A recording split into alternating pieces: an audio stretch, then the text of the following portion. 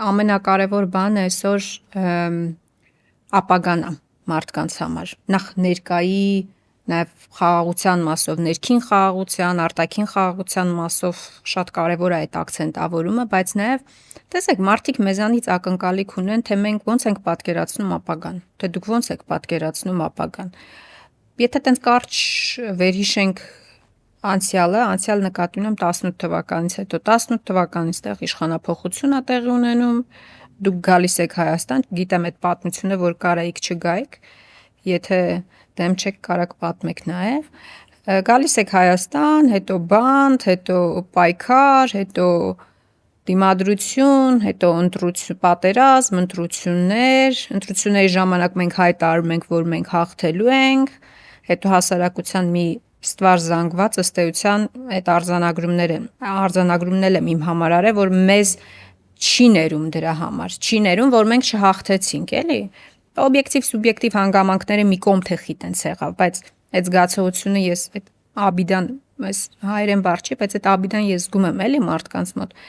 Հիմա ոնց որ ընտրություններ է, ու մենք ինչ ենք ասելու ժողովրդին։ Ու ի տարբերություն 21 թվականի այսօր ընդդիմադիր դաշտում խաղացողները մի քանիսն են։ 21 թվականին շատ հստակ էր, որ երկու բևեռ էր, դուք էիք, Նիկոլն էր։ Հիմա այս խաղացողների պայմաններում, նոր հանգամանքների պայմաններում ինձ հետաքրքիր է մենք առհասարակ ինչ ենք ասում մարդկանց 26 թվականի ընտրությունների ժամանակ, քարոզարշավի ժամանակ։ Ինչի համար ենք գալիս, ինչի համար ենք պայքարում։ Ինչի համար ենք գնում։ Այս հարցին ինձ թվում է մենք էլ պետք է։ Հերոյից ես մի քիչ սկսել։ Հա, 18 թվականից սկսեցի, ինչի եկաք։ 18 թվականից ինչի եմ ես հետ եկել։ Հա։ Նայեք, ինձ Կարեք բնայք դրսում։ Ուղիղ զգուշացրել են, որ գալուց ինձ բռնելու են։ Վերջերս իմ այն ժամանակվա գրասենյակի ղեկավարը նաև իր հարցազրույցում դա պատմեց։ Մեկ զգուշացում ստեղ է եղել մի պաշտոնյայի կողմից, ինքը նույնիսկ անուն է տվել, թե ոնց է եղել։ Եվ մեկ ուրիշ հայտնի գործարար, հայ գործարար, չեմ ուզում հիմա անունը տալ, բայց եւս ինձ զգուշացրել է, դա եղել է հունիս ամիս 18 թվականի հունիսին ես Մոսկվայում էի AFK սիստեմայի բուրուտենի սպիտելներ եւ ընդ վերընտրվեցի եւս մեկ անգամ որպես անկախ տնօրեն։ Այնտեղ ուղղակի եւս ասեց եղել է Հայաստանում, հանդիպել է վարչապետի հետ, այն ժամանակ արդեն վարչապետի հետ Նիկոլ Փաշինյանի հետ եւ շատ ուղիղ ասել է, որ ինքը ասել է, որ անպայման ինձ զերբակալելու են, կալանավորելու են։ Այդ լսացրելա ձեզ, որ չգաք։ Այդ եմ ուզում հասկանալ։ Ասել, այո։ Այնտեղից զգուշացվել։ Հա, զգուշացրել է, էլի բան։ Արտահոսքը ապահովել է։ Ես Մոսկվայից այն ժամանակ պլանավորված էր, ես թռել եմ Հունաստան, բայց այդ փախնել չգալը դա իմ մասին չի։ Ամենից ռացիոնալ որոշումը իհարկե այն ժամանակ կլներ չգալը։ Ոնց որ հիմա շատերը ինչպես շատերը չեկան։ Իդեպ այդ չեկողների մի մասին ես չեմ մեղադրում, որովհետև արդարադատություն չկա այսօր Հայաստանում, ասենց եզակի դեպքեր են, եզակի դատավորներ են։ Բա որ չկար դուք եկաք։ Ես չեմ ուղղակի բնավորության հարց է։ Կստացվեր, որ ես թողել, փախել եմ, վախեցել եմ, սա ռացիոնալ որոշում չէր։ Եվ հետ գալուց ես գիտեի, որ ես ռացիոնալ որոշում չեմ կայացնում հետ գալուց։ Որտեղ ես բոլոր հնարավորություններ ունեի շատ հանգիստ դրսում ապրելու եւ բավական լավ նաեւ գումարներ էի վաստակում, այդ խնդիրները ես ընդհանրապես չի ունենա։ Եկել եմ մեկ պատճառով, որ ասենց այն կերպարը, որի մեջ եղել եմ, որը կամ ասենց դերասանություն երբեք չեմ արել, այդ կերպարը ինձ թույլ չտվել ուղղակի մտածել, որ կարող է չգամ եւ կարող է անկալումը նաեւ այնպեսին լինի, որ թողեց, փախավ, վախեց։ Սա նշանակում է այն, ինչ փորձում էին կախել ին վրա, ճիշտ է։ Նիկա մտա պայքարի մեջ։ Սա է, հիմա սա մարդկային տեսանկյունից լավ որակ է, թե վատ որակ է։ Ես այն մարդը չեմ ավելի ճիշտ, որը կարող է դավաճանել իր կողմից որդեգրած արժեքային համակարգին։ Սխալ եմ արել, որ եկել եմ։ Ռացիոնալիզմի տեսանկյունից այո։ Բայց ես համարում եմ, որ իմ տեսակը չէր կարող չգալ Հայաստան։ եւ չէ կարող չգալ ու պայքարել։ Եվ եթե հիշում եք, հենց այն ժամանակ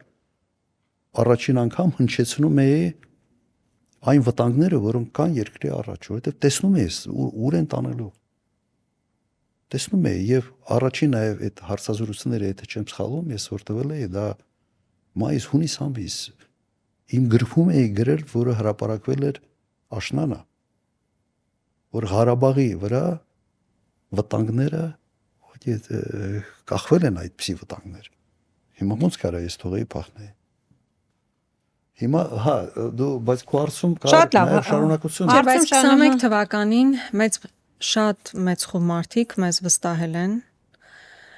մեզ աջակցել են, որ իշխանափոխություն իրականացվենք, ցավոք բավարար ձայներ չենք ստացել դա իրականացնելու համար։ Այս տարիներին էլ փողոցային պայքար ենք տվել, ազգային ժողովում մեր բաժին կռիվն ենք տվել, բայց արդյունքում չի ստացվել դեռ փոփոխություն իրականացրել ու դա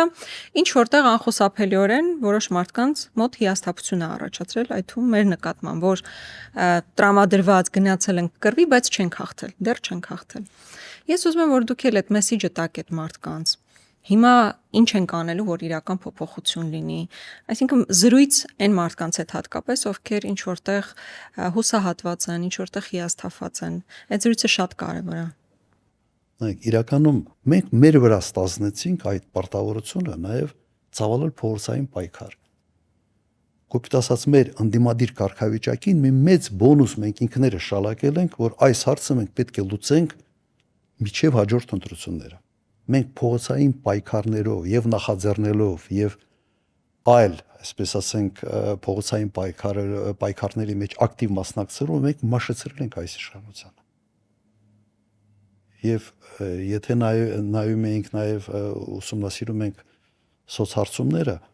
մոտ 1.5-2 տարի առաջ մոտ 60%-ը չկողմնորոշված էին։ Նույնիսկ 1 տարի առաջ։ Դրանց մի զգալի մասը նրանք են, ովքեր հիասթափվել են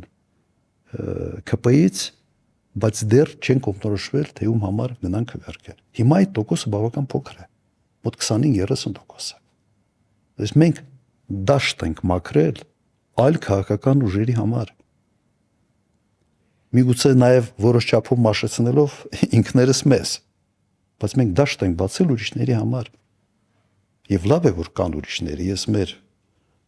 այս զրույցի ժամանակ ասել եմ, որ առաջ խորհրդարան շատ հանգիստ անցնում էին 5-ից 6 կուսակցություն։ 5-6 միավոր մտնում էին խորհրդարան։ Հիմիկվա 3-ը նորմալ չի։ Ինքն էլ այդ 3-ից մեկը բոնուսով անցած, այլ ոչ թե տոկոս հաղթահարած շեմը։ Համարենք, որ մենք, այսպես ասենք, մեր փողոցային պայքարը, մեր այս ջանքերը հիմա լավ հնարավորություն է ստեղծել իշխանափոխության։ Որոշ չափով մեր մաշեցման գնով։ Որոշ չափով կասա։ Ես սա ընդունում եմ։ Հիմա մենք պետք է փորձենք ներկայանալ, թե մենք ով ենք։ Մեզ ճանաչում են։ Բայց կա եւս մեկ հանգամանք, նայեք։ Բոլորը գալիս են տարբեր ծրագրերով։ Ես ծանոթանում եմ այդ ծրագրերին, ծրագրերը լավն են։ Լավ խոստումներ կան, ասենք սիրուն ձևակերպված, նաև ներկայացված են բավական սիրուն։ Եվ հիմնական հարցը, իսկ ով կարող է դա անել։ Մարդ, որը արդեն ապացուցել է, որ կարող է դա անել, ընդունակ է, քաղաքական թիմ, որը ապացուցել է, որ պայքարող է, թե լրիվ նոր մարդիկ, որոնք այդ ցանկությունը ունեն, բայց դեռ չունեն փորձ եւ դեռ որևէ պրակտիկ տեսանկյունից քաղաքական պայքարի մեջ չեն դրսևորվել։ Հիմա մենք պետք է դիրքավորենք մեզ որպես մի քաղաքական ուժի եւ ես ինքս որպես մի առաջնորդ, որը ընդունակ է, արել է մի երկու անգամ, չկնաժամային իրավիճակում բավական լուրջ հաջողությունների հասել է եւ կարող է դա անել երրորդ անգամ։ Սա մեր մեսեջը պետք է լինի մեր ընտրողներին։ Բայց ես լիվ ընդունում եմ այն ինչ որ ասել եք, որովհետեւ այդ խնդրեմը կա։ Մենք որոշակի գին ենք տալիս մեր անզիջում պայքարի համար այս ընթացքում։ Չի լինում, որ երկու հոգի պայքարեն, մեկ այդ պայքարի ընթացքում ուժանա, այն մյուսը լրիվ կորի։ Հիմնական հարվածները մենք ենք ստացել այս ամբողջ 5 տարվա ընթացքում, 4.5 մոտ 5 տարվա ընթացքում։ Եվ սա այն հետևանքներն է։ Ստեղծված իրավիճակում կա յուրահատկություն։ Վերջի մամուլի ասուլիս ժամանակ ես մոտավորապես փորձեցի այդ յուրահատկության մասին խոսալ, որ ձևավորում են ավելի խոշոր միավորներ, մտնում են քաղաքական պայքարի մեջ եւ մենք ինչ որտեղ վերադառնում ենք այն իրավիճակին, երբ առնվազն 4-5 ընդհանուր միավոր կարող են մտնել խորհրդարան։ Բայց սա նաև նշանակում է հետևյալը, որ տարբեր սոցիալական շերտերի վրա ազդեցություն։ Սա նշանակում է, որ ամեն մի այդ միավորը փորձելու է ազդելով իր ընտրազանգվածի վրա մոբիլիզացնել այն ընտրազանգվածը քվեարկելու համար։ Եվ սա նշանակում է, որ հետագայում եթե ձևավորվի դժվար թե մեկ կուսակցություն կարողանա ասենց 50+ հավաքի, դա այսօր այս պահի վրա դա ուղղակի չի երևում,